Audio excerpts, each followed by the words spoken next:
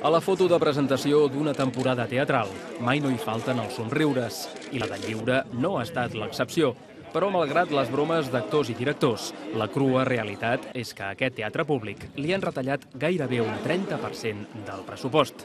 I això fins i tot es pot detectar a la portada del programa que ha dissenyat el pintor Frederic Amat. Bé, és fosca perquè si surts a la finestra el món és fosc, perquè si poses les notícies són fosques, però no és fosc el 12-13.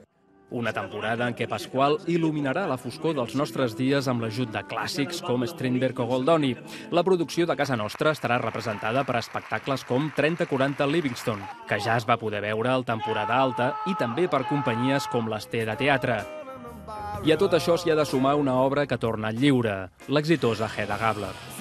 És una temporada que té una dedicació especial per la gent que té 20 i pico, 30 i pico, és a dir, per aquesta generació ben preparada, però que moltes vegades no té sortida.